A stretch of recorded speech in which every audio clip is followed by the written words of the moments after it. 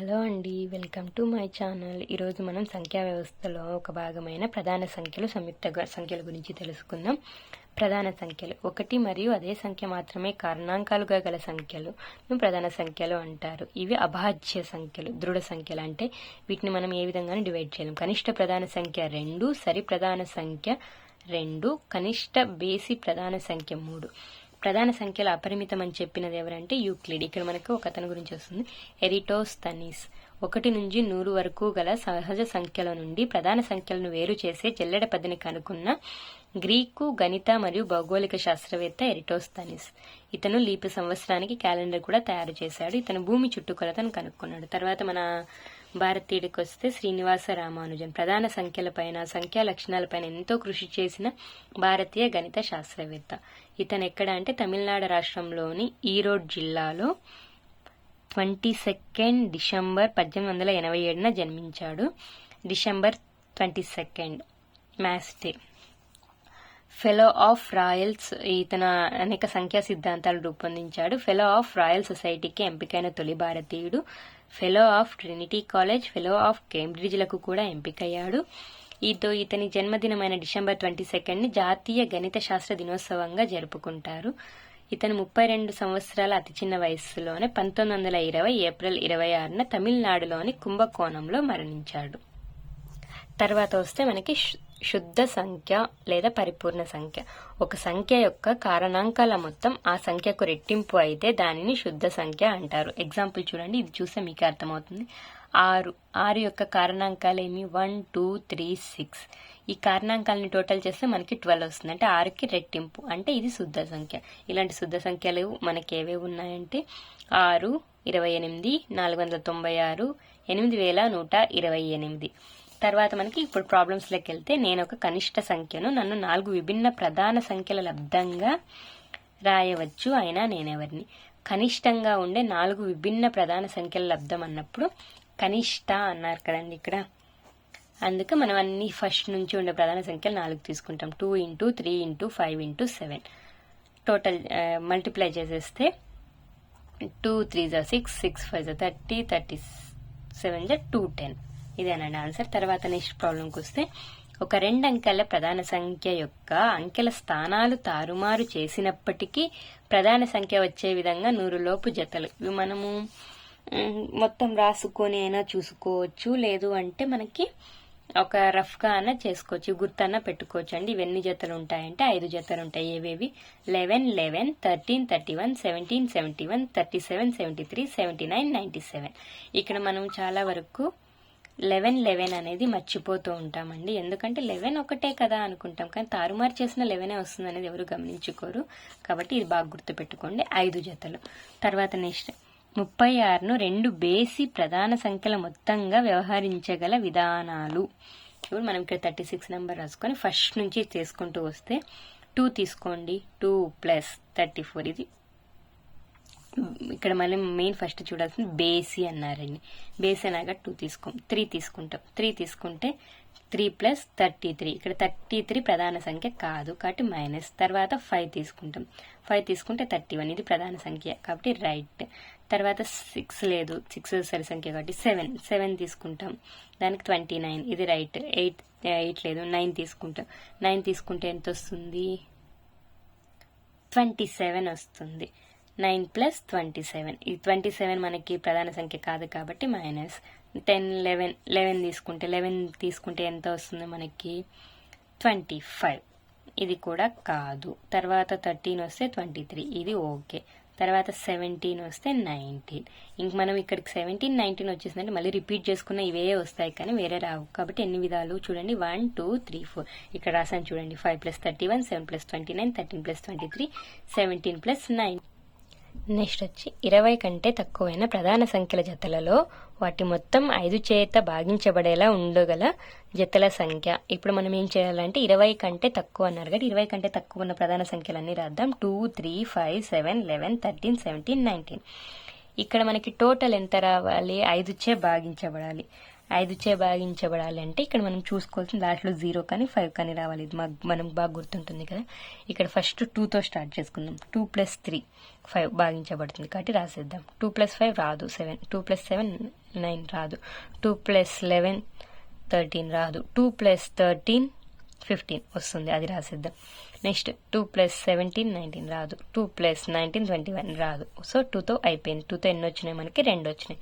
తర్వాత 3 దగ్గరికి వెళ్దాం. 3తో 3 + 2 అది ఆల్రెడీ రాసేసినాం కాబట్టి ఇది తీసేద్దాం. మళ్ళీ 3 + 5 8 రాదు. 3 + 7 10 వస్తుంది, రాద్దాం. తర్వాత 3 + 11 14 రాదు. 3 + 13 16 రాదు. 3 + 17 20 వస్తుంది, రాద్దాం. తర్వాత 3 + 19 రాదు. తర్వాత 5తో 5 + 7 5 + 11 5 + 13 5 + 17 5 + 19 ఏది చేసినా రాదు. తర్వాత 7 దగ్గరికి వెళ్దాం. 7 దగ్గరికి వెళ్తే 7 + 11 18 రాదు. 7 + 13 20 వస్తుంది, అది రాసేద్దాం. తర్వాత 7 + 17 రాదు. 7 + 19 26 కాబట్టి రాదు. తర్వాత 11th 11 + 13 రాదు. 11 + 17 రాదు. 11 + 19 వస్తుంది 30 కాబట్టి అది రాస్తాం. తర్వాత 13th 13 + 17 వస్తుంది. 13 + 19 రాదు. మనకి ఇప్పుడు టోటల్ ఎన్ని అయినాయో ఒకసారి చూడండి. 1 2 3 4 5 6 7 ఎన్ని జతలు? 7 జతలు. తర్వాత ఇప్పుడు 30 నుండి 50 వరకు గల ప్రధాన సంఖ్యల సంఖ్య. దీనికి మనం ఒక కోడ్ ఉందండి. ఈ కోడ్ గుర్తుపెట్టుకున్నామంటే మనకి ఎన్ని ప్రధాన సంఖ్యలు వస్తాయి ఏమి అనేది ఇక్కడ ఉంటుంది.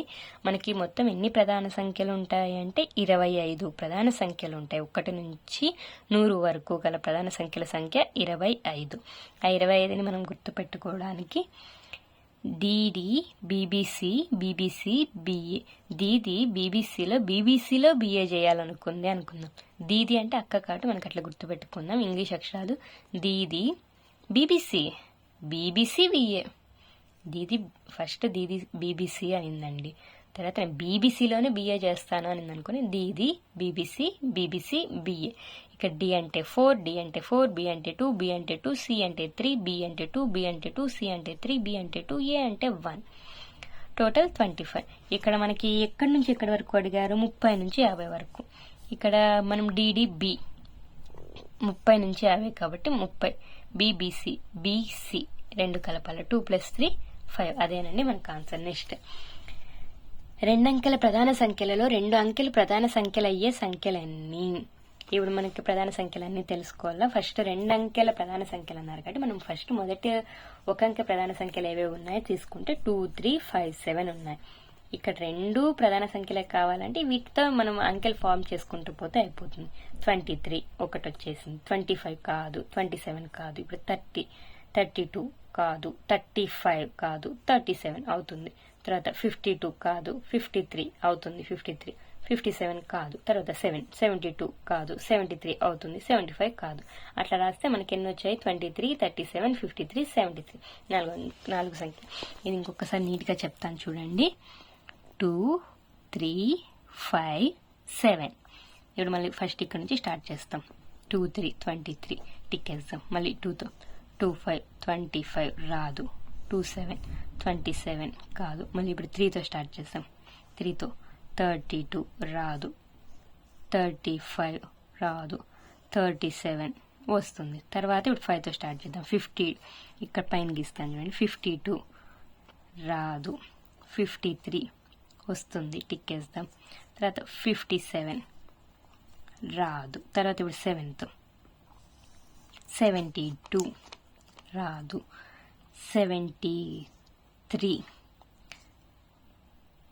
73 తర్వాత 75 ఇట్లా రాసాం కదండి. ఇలా రాసినాక 75 రాదు. 73 వస్తుంది. ఇక్కడ మనం టిక్ వేసినవే ఆన్సర్స్. 23 37 53 73 ఎన్ని అయ్యాయి? 4 సంఖ్యలు అయ్యాయి. నెక్స్ట్ 1 నుండి 100 వరకు గల ప్రధాన సంఖ్యల్లో ఒక్కట్ల స్థానంలో 1 ఉండే సంఖ్యలు ఎన్ని? ఒక్కట్ల స్థానంలో 1 ఉండేటు మనం ఇక్కడ అన్ని ఒకట్ల స్థానంలో 1 ఉండేటు అంటే 21 31 ఇది 1 మనం తీసేసుకోవాలా. 11 21 31 41 51 61 71 81 91 మనకి లెక్క పెట్టుకోవాలంటే కష్టం, కానీ ఇలా రాసుకోవడం అంటే ఈజీనే కదండి. ఫస్ట్ 11 వస్తుంది. 21 రాదు. 31 వస్తుంది.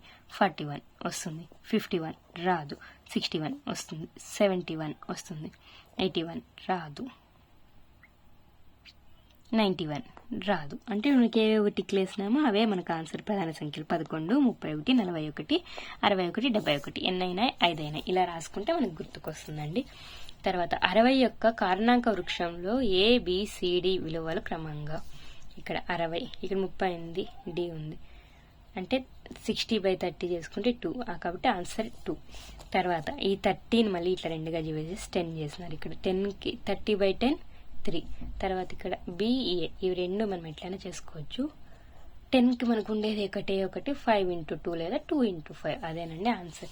తర్వాత మనకి ఇంకొక టాపిక్ వస్తే కవల ప్రధాన సంఖ్యలు. రెండు భేదంగా గల రెండు ప్రధాన సంఖ్యల జతను కవల ప్రధాన సంఖ్యలు అంటారు. ఏవేవి? 3, 5, 5, 7, 11, 13, 17, 19, 29, 31, 41, 43, 59, 61, 71, 73 ఇవన్నీ గుర్తు పెట్టుకోవాల్సిందేనండి. 1 నుండి 50 వరకు గల కవల ప్రధాన సంఖ్యల జత. ఇక్కడ చూస్తే 1, 2, 3, 4, 5, 6 వచ్చాయి.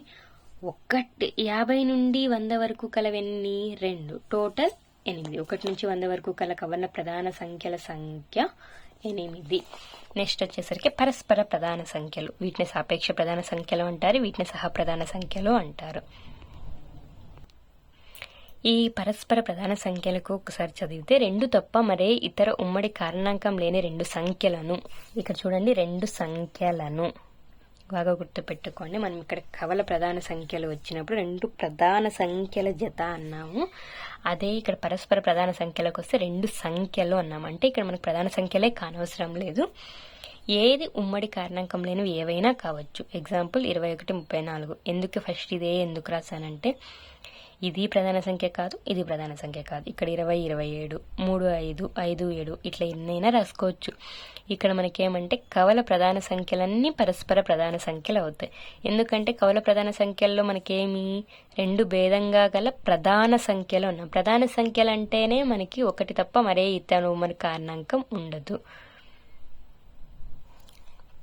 కవల ప్రధాన కానీ పరస్పర ప్రధాన సంఖ్యలన్నీ కవల ప్రధాన సంఖ్యలు కానవసరం లేదు. ఇక్కడ చూస్తే ఇది మనకి కవల ప్రధాన సంఖ్య కాదు, 2 డిఫరెన్సే లేదు కదా. అందుకు ఇక్కడ మనం నెక్స్ట్ ప్రాబ్లంలోకి వెళ్తే ఏబీలు కవల ప్రధాన సంఖ్యలు మరియు A² - B² = 120 అయిన ఏబీల సరాసరి. A² - B² 120. ఈ A² - B² formula A + B × A - B = 120. మనం ఇప్పుడే కవల ప్రధాన సంఖ్యలు అంటే భేదం ఎంత ఉంటుందని చెప్పాం? 2. అంటే A - B 2. A + B × 2 = 120. 2 1 260. A + B = 60. సరాసరి అన్నాడు కాబట్టి ఆ మొత్తము బై 2. A + B / 2 60/2 30. నెక్స్ట్ సంయుక్త సంఖ్యలు. కనీసం 3 కారణాంకాలు కలిగిన సంఖ్యను సంయుక్త సంఖ్య అంటారు. 1 ప్రధాన సంఖ్య కాదు, సంయుక్త సంఖ్య కాదు. కనిష్ట సంయుక్త సంఖ్య 4, కనిష్ట బేసి సంయుక్త సంఖ్య 9. 1 నుండి ఇది బాగా చూసుకోండి, 1 నుండి 100 వరకు గల సంఖ్యలో ప్రధాన సంఖ్యలు కానివి అంటే 75 అండి. 1 నుండి 100 వరకు గల సంఖ్యలో సంయుక్త సంఖ్యలు అంటే 74. ఇక్కడికి డిఫరెన్స్ ఎందుకు వచ్చిందంటే ప్రధాన సంఖ్యలు కాని వాటిలో 1 కూడా ఉంటుంది, సంయుక్త సంఖ్యల్లో 1 ఉండదు. అదే డిఫరెన్స్ అండి.